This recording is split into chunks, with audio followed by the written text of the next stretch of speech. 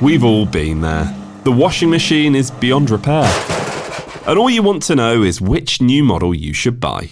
Well, that's where the Which Just Buy This recommendations come in. Hand-picked recommendations that our product testing experts think you should buy. We've got over 50 products with a Just Buy This recommendation, from dishwashers to TVs, cordless vacuums to fitness trackers. And yes, it can be useful to spend time reading our in-depth reviews, but when you need a quick fix, a Just Buy This recommendation can save the day. To find out which products have our new seal of approval, just head to which.co.uk/justbuythis. That's which.co.uk/justbuythis. And get it right with Which. Making money from your savings is an essential way to ensure your money is beating inflation, but it's not as straightforward as it seems. Welcome to Which Money. Hello, it's James Rowe in for Lucia Ariano this week. Lucia will be back next week, you'll be pleased to hear. But joining me this week as we talk about savings, I don't think I could have found two better guests, really, because the first one is Head of News at Moneyfacts, Adam French. Welcome back. Always a pleasure, mate, and I will take the praise. Thank you. Indeed. And also, let me just get the award correct, Matthew. Savings Journalist of the Year, Matthew Jenkin from Which Money. Hello. Yeah, hi. How are you, James? Very, very good. Very good. Nice to have you both back with us. Now, in the intro there, I did say that it's not as straightforward as it seems.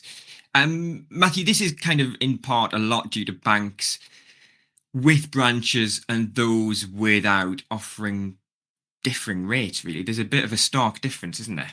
Yeah, so we, to give you a bit of sort of context, we ran a survey asking members, what they valued in terms of in their savings accounts, specifically how they open and manage their money. And we found that a third still say that in-branch access was really important to them.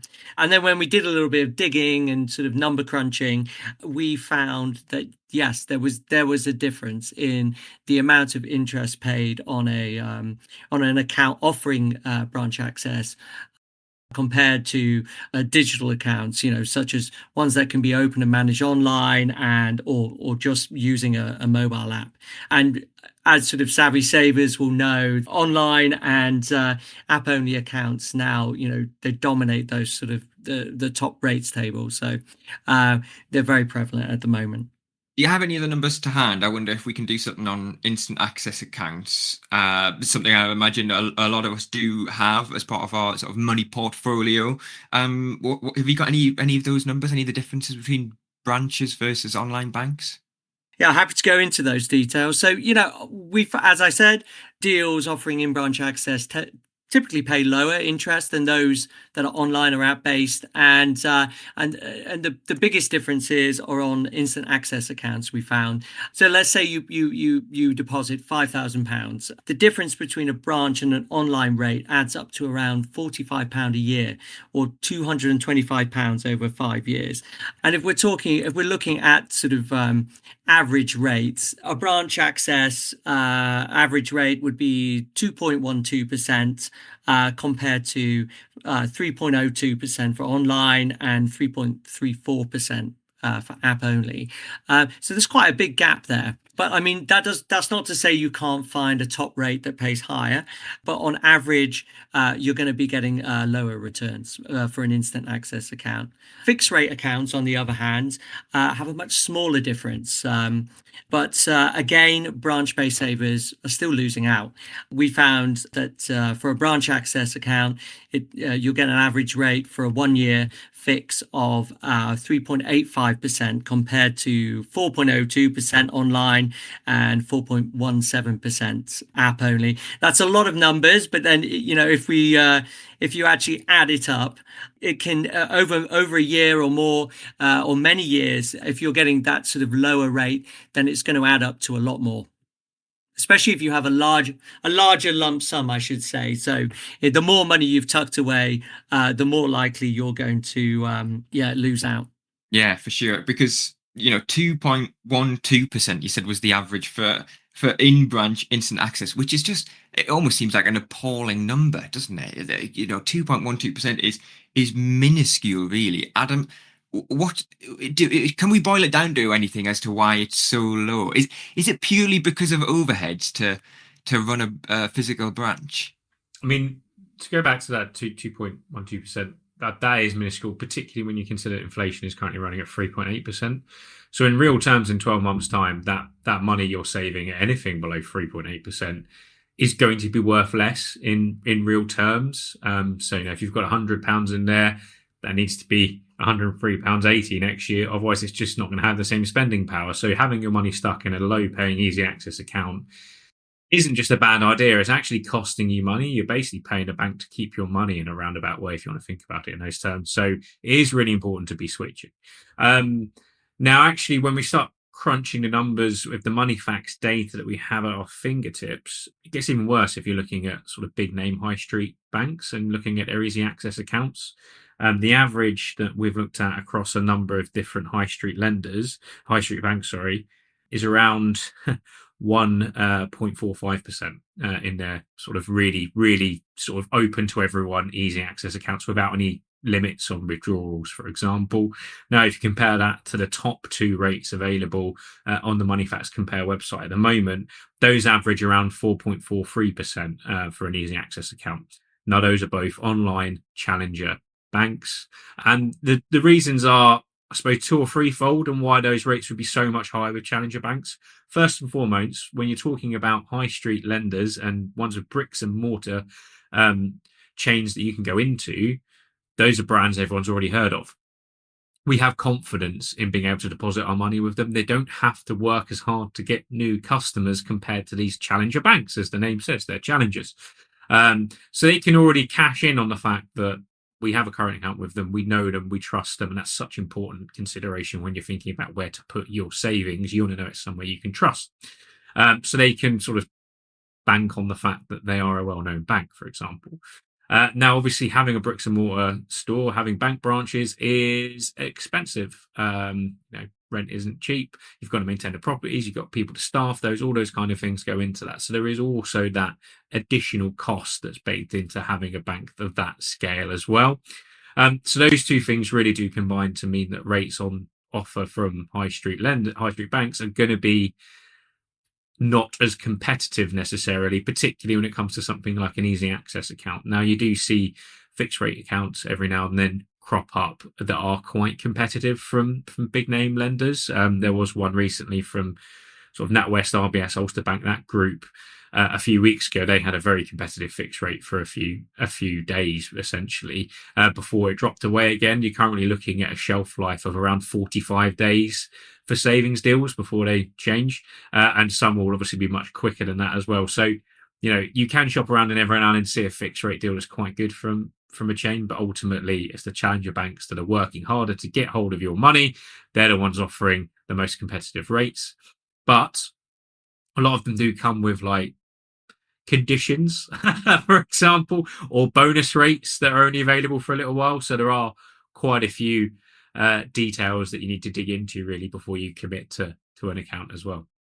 And it's not just the challenger banks whose accounts might come with caveats and that kind of thing. Because Matthew, it's Santander, which is a high street bank. It's a brand we all know. It is on the high street. They do have an instant access, their Edge Saver, right, which has a pretty competitive rate, but there are some caveats to it. Yeah, exactly.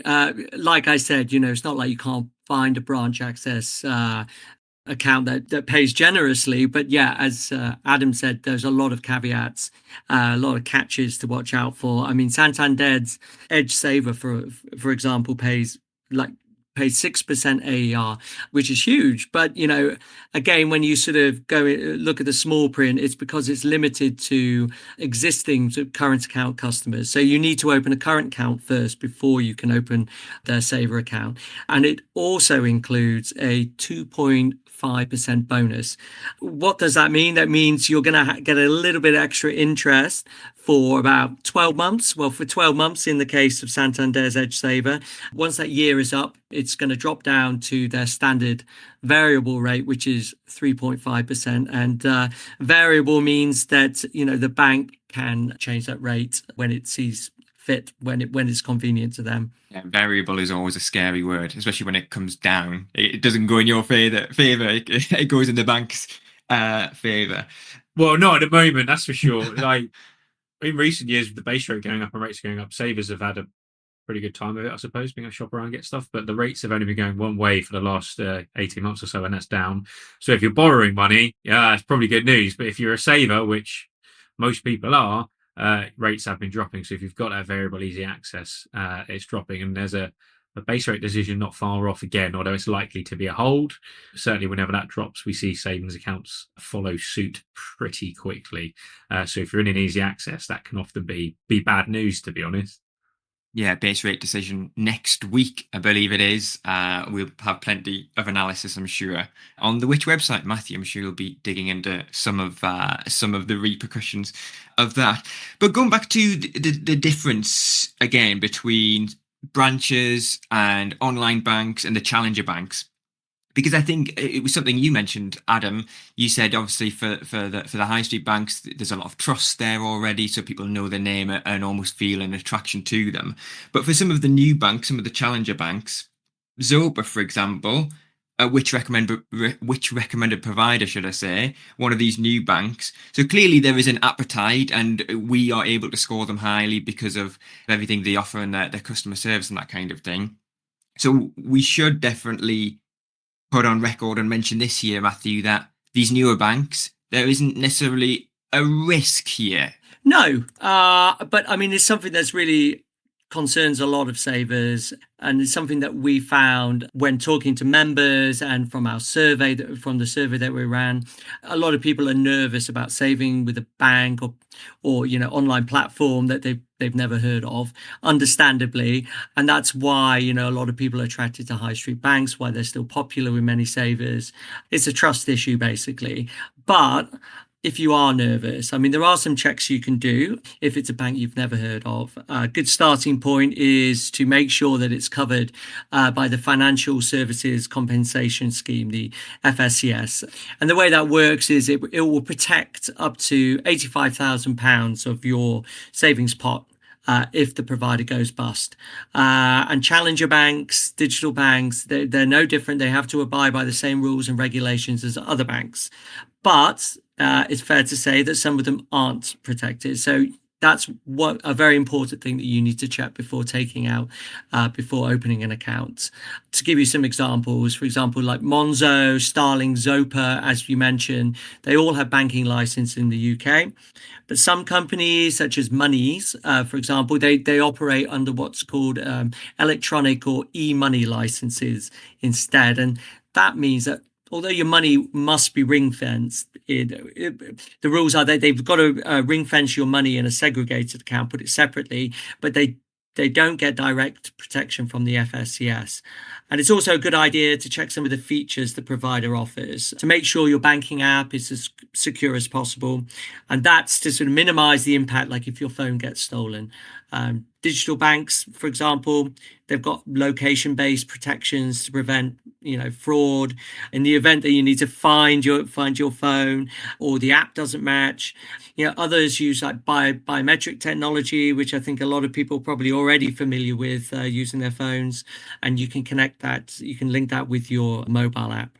I don't know whether Adam has more insight. I mean, we have actually covered before, looking at some of these accounts like Money's, for example, quite extensively at Which, and looking into protections. And it can be a bit of a hazy area as well, and quite complicated. And I found, often you do need to drill into their small print, their terms and conditions, to check what protections they do offer. And another option is to go on the FSCS website and use their tool. Although I have found that in a previous sort of mini investigation I did, that sometimes it's not as effective as it could be. So the biggest tip I would have is, if you're unsure at all, then you should talk to the provider as well and get an answer from them. I don't know. Do you have anything to add, Adam? What do you think?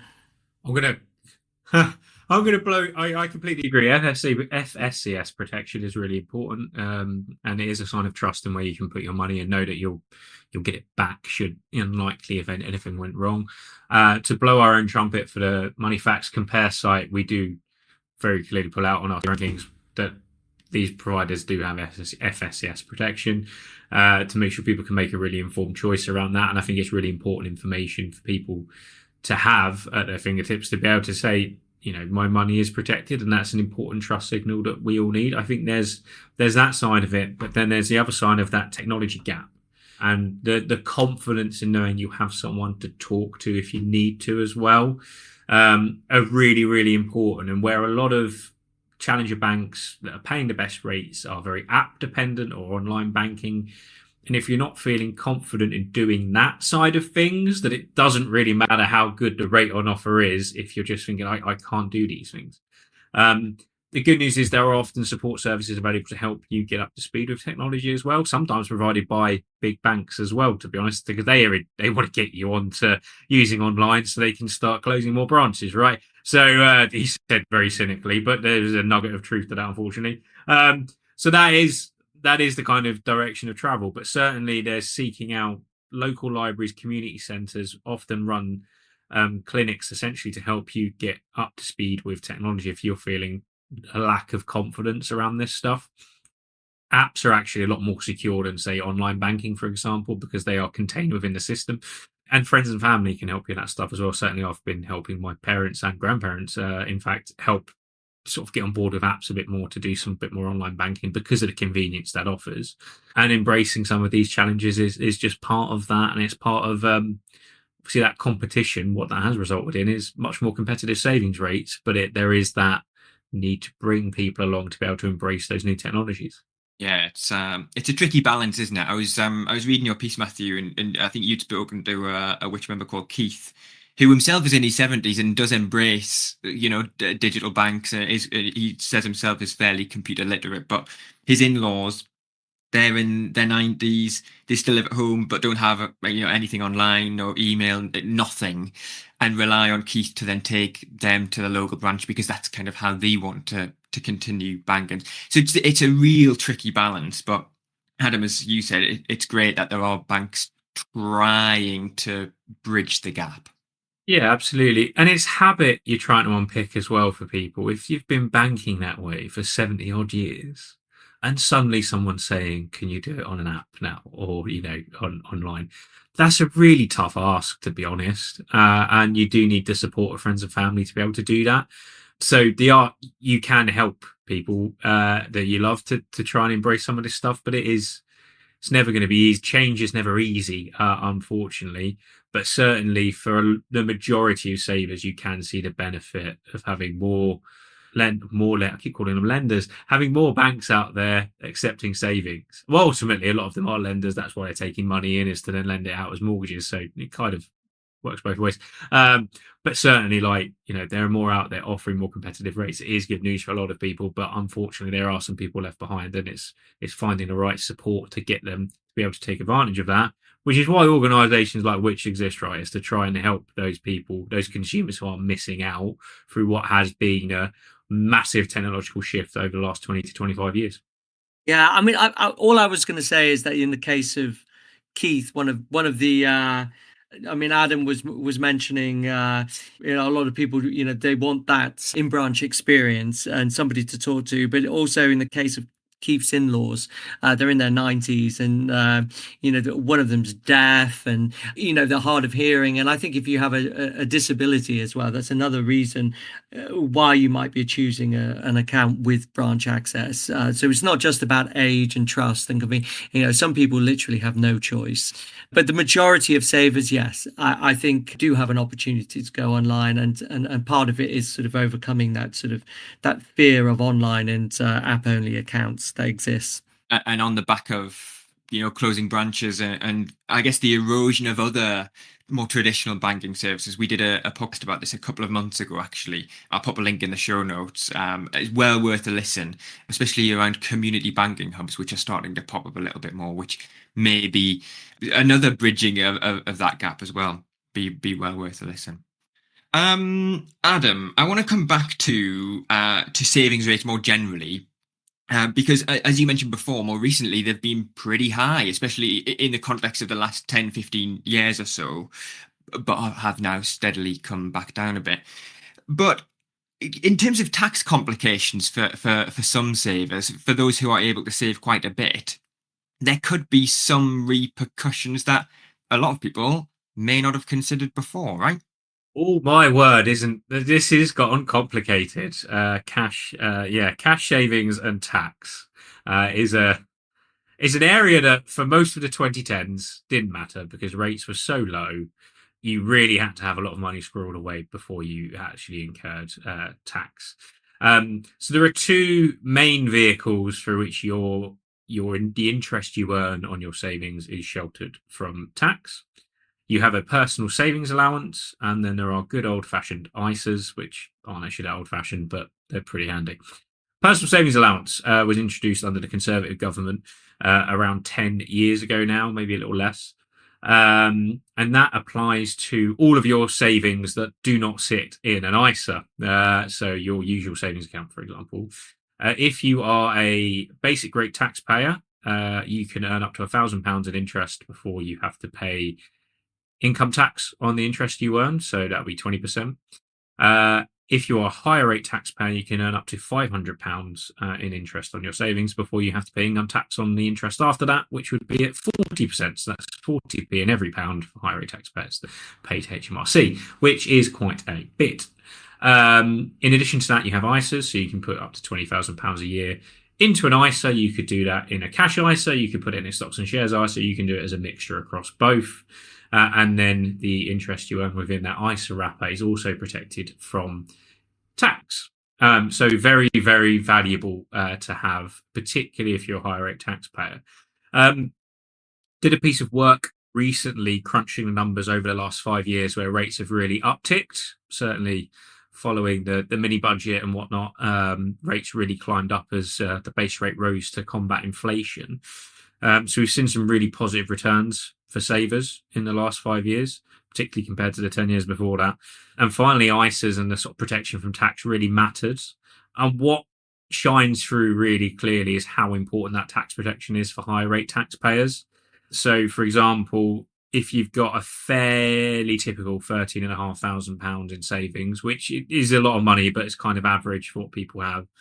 If you were paying in a top rate ISA versus the top rate savings, you would have avoided paying around £280 in tax on that.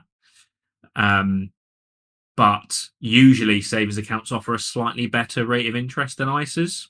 So looking at the numbers, you end up being around £7 better off with the top paying savings accounts than the top paying ISA. But essentially, as a higher rate taxpayer, anything beyond that point you've got saved, you're going to be better off in an ISA than a savings account, even if the savings account's paying better interest because you're avoiding that tax bill. So there is a degree of planning needed for several years ahead to think, if I keep making the most of my ISA allowance, I won't get stung by tax when rates go up again. Or if you expect to earn more and maybe tip into becoming a higher rate taxpayer, suddenly you could find yourself on the hook for a tax bill there. The government is clamping down on it as well. They've started to get savings accounts linked to your national insurance number, for example, so they can figure out who owes what tax. So it is well worth considering an ISA, for example, at the moment, and making the most of that allowance to ensure that you are protected further down the line as your savings pot continues to grow over the years. It's really surprising, some of those numbers and some of the stats that you bring up, but also I guess more and more of us could then potentially face a similar dilemma as wages may increase, but the thresholds for the tax bands and the savings allowances, they don't shift. Oh yeah, they're not forecast to shift until 28, 29. There's the small matter of the autumn budget coming up at the end of November, where that freeze could be extended. One of the many rumours that have been floating around that should be treated with a degree of caution. But the OBR, the Office of Budget Responsibility, already estimates that an additional 3.5 million people will fall into the higher tax rate band by the end of this decade. So that's 3.5 million more people that could be finding themselves a surprise tax bill on their savings account. Now, when I say surprise tax bill, that doesn't mean you'll suddenly get demanding letters that you owe money, pay money. It's usually an adjustment made to your tax code, which means that you will pay more tax in the following tax year on your earnings, rather than something out of the blue demanding money from HMRC. That should always be treated with a degree of caution, because that is a hallmark that scammers have. So if you do get something like that, I'm afraid you have to ring up HMRC to check if it's legitimate or not, which may mean sitting on hold for a little while. Well, you say that, but I got a letter from HMRC this morning telling me I haven't paid enough tax. And it's definitely on, we're lucky enough as a household to be able to have saved enough to pay a bit of interest on it. And I was like, what? But it's true. And that's probably our fault for not opening an ISA enough, But yeah, and that's one of the reasons you should get a cash ISA or a stocks and shares ISA and put your money into a tax-free account to avoid, But they're not demanding I pay. They're just going to take it out of my wages, like you say. There we go. Yeah, they tweak your code. Yeah, that's usually. Yeah. So it wasn't just. I'm not being scammed, but I did get a bit of a surprise. It wasn't very much, to be fair, but I was like, oh, for goodness sake. Those brown envelopes are a bit of a sort of Schrodinger's cat, aren't they? You're sort of like hoping it'll be a refund, and then it's like, oh no, we're changing your code. Yes, that's what I thought. I thought surely I've paid enough tax, and it was like, oh, and I was racking my brains. I was like, oh, you know what? It wasn't very much, to be fair. I'm not a millionaire, so I'm not the 1%, unfortunately, which is not that generous. We should probably wrap up then, because I think we've covered so much there around savings rates, bank access, all this sort of thing. Adam, you did touch on the fact that we do have a base rate decision again next week. Just to quickly come back to that, we're expecting, or we shouldn't necessarily predict and try and bet on it, but we don't expect any changes. Does that mean we could probably see rates stay about where they are right now? I'd expect rates based. Well, the interesting thing will be inflation last week was held at 3.8%, which is a little bit lower than a lot of economists were predicting. It's still pretty high. It's almost double the Bank of England's target of 2%. And it does mean that prices are going up quite a bit still, which isn't great news, but it's less bad news than was expected. And that may mean that the prospect of a base rate cut, probably not next week, but certainly within the next few months, is slightly more likely now. So it'll be interesting to see what the committee says. The devil will be in the detail of this one, like how they have a vote essentially. So how torn is that committee around making a base rate cut or not will be an interesting sort of indicator of how likely a base rate cut is in the not too distant future. Now, that's obviously good news if you've got a mortgage that's coming up soon for a remortgage, because it means that rates there will fall. But it's bad news for the many, many savers in the country, because savings rates will usually fall off the back of that as well. So it will really depend on what that vote looks like as to how much we may see rates begin to drop, because banks and building societies, they are pricing these products based on forecasts for where rates will be in a year's time, 2 years' time, right? That's what you're looking at your interest return on. So the likelihood of a cut suddenly going up means we may start to see rates drop, particularly fixed rates, which are 1-2 year fixed bonds, for example. They're forecasting where they expect rates to be in a year's time, 2 years' time. That's how they make their money, essentially. So the mood music off the back of that will be particularly interesting if you are thinking about switching up savings account or thinking about remortgaging in the next few months. You might think, well, chances of a rate cut are coming up, so that could be positive news. Now, inflation's still 3.8%. I do think it would be pretty bonkers to do a base rate cut in a moment to effectively pump more money into the system. That could supercharge what is inflation finally falling away again. So if you are expecting one soon, I would say extremely unlikely, but I've been wrong about these things in the past, so we'll wait and see. I was looking at fixed rates this morning, and they seem pretty stable in comparison to variable rate accounts. I'm guessing that the providers sort of hedging their bets at the moment and thinking that, like you said, that the Bank of England aren't going to make this a decision to cut anytime sort of soon. No, absolutely. I think that is the case. No one's expecting anything. But then if that vote is closer, or a few dissenting voices actually vote for a cut, then we may see those savings rates start to drop again. This is where the kind of boring behind the scenes money stuff that I really enjoy can actually have a very real impact on our day-to-day lives and actually the amount of money your savings is earning, particularly again considering inflation at 3.8%. As a rule of thumb right now, if your savings account doesn't start with a 4 in terms of the interest rate is earning, you're probably losing money in real terms come this time next year. So that these things can have a very real impact on our wealth. And it's a few people voting in a room in the Bank of England, really, and we're all watching it to see what kind of indication it's giving.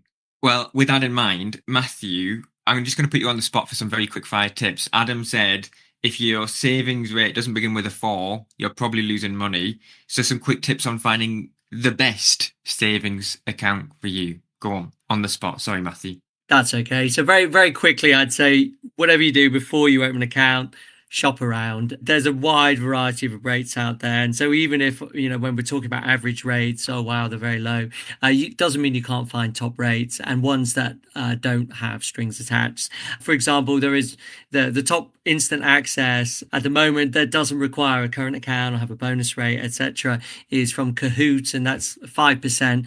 But there is, I say no strings, that does have a string. You can only deposit up to this like $3,000 with before no interest, and anything over that, just no interest on that amount. So it's good for smaller savers.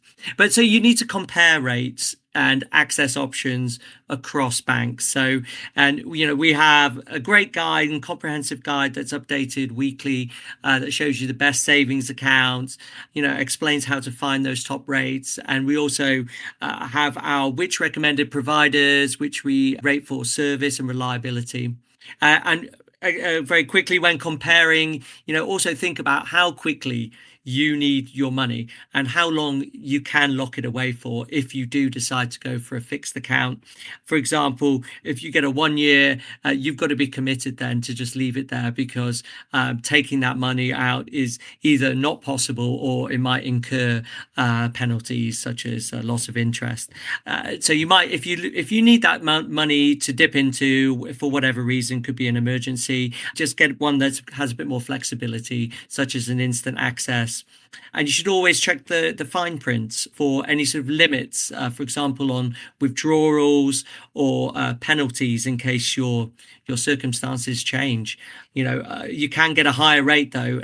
If you don't think you're going to dip into that instant access very much, you can get a higher rate if you limit the amount of withdrawals to, I don't know, 2, 3.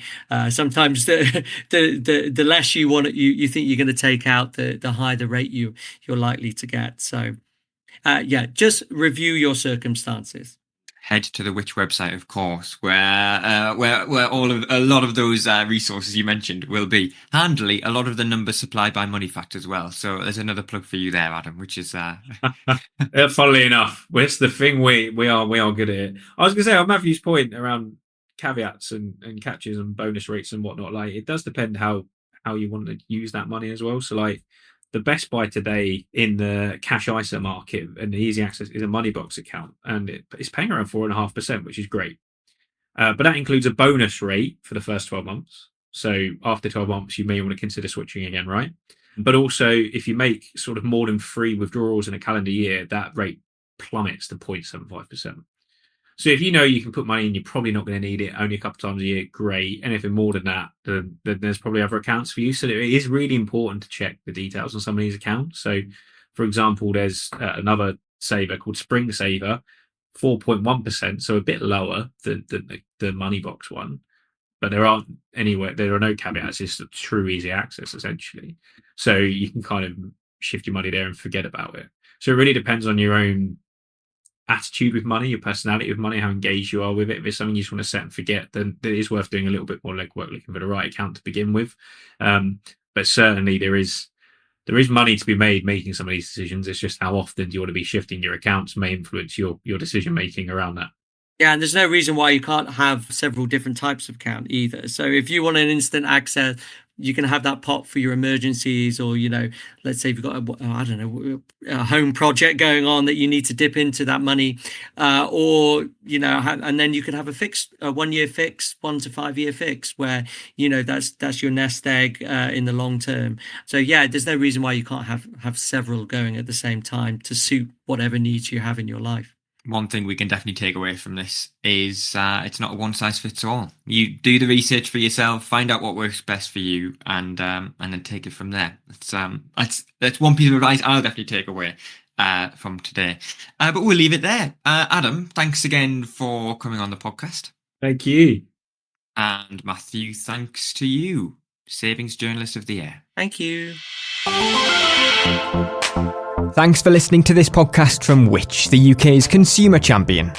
You can find plenty more advice about what we discussed today in the show notes. There you'll also find a link to become a Which member for 50% off the usual price, an offer exclusively available to you, our podcast listeners. Joining Which will not only give you access to all of our product reviews, our app, one-to-one personalised buying advice and every issue of Which magazine across the year, but you'll also be helping us to make life simpler, fairer and safer for everyone. Don't forget to hit subscribe wherever you're listening. That way you'll be notified whenever we release a new episode of Which Money, Which Shorts, or another podcast that we make for you. And if you want to get in touch with us, then follow us on social media. We're @Which UK, or you can drop us an email to podcasts@which.co.uk. See you next time.